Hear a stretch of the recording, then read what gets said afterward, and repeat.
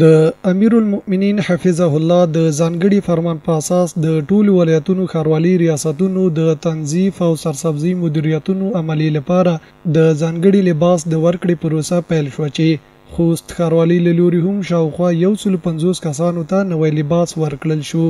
د یاد ریاست مسؤلینو په وینا له دغه ډول لباس ورکړې څخه موخه د ښار پاکوالي ښکلا او تنظیم کې یو بل ګام پورته کول دي.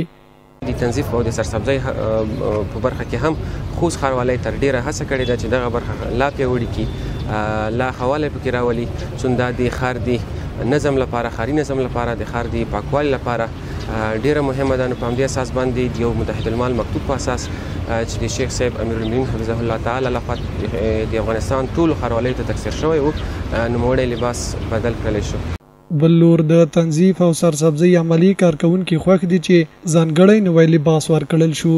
دوی زیاتوي چې د ښار پاکوالي ښکلا او منظم کېدو کې به داسې فعالیتونه لا مثبته انرژي ورکړي او د تلپسیر به خپل فعالیتونه لا ګړندي کړي.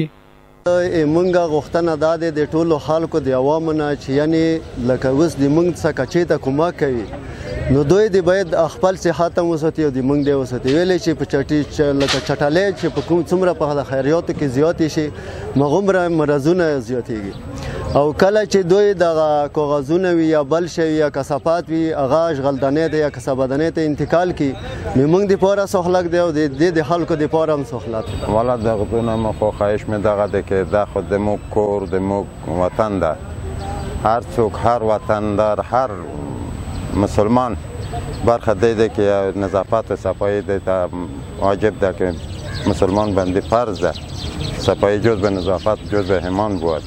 تر څنګه ښار میشتي هم د ښاروالي ریاست د داسې فعالیتونو ستاینه کوي او له خلکو هم غواړي چې د ښار په ښکلا او پاکوالي کې د ښاروالۍ تر څنګ ودرېږي. خار موږ تو سیګاټ کردا باید موږ تو په ګاډه صفا کو د خار څومره کورونه چې دی باید موږ تو په ګاډه مخته ایسو.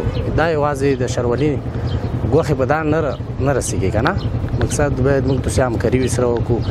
د یادولو ده چې د ښاروالي ریاست د ښار ښکلا پاکوالي او منظم کېدو کې نه یوازې دا لومړی ګام دی چې پورته کوي بلکې له دې وړاندې هم دې ته ورته فعالیتونه ترسره کړي دي.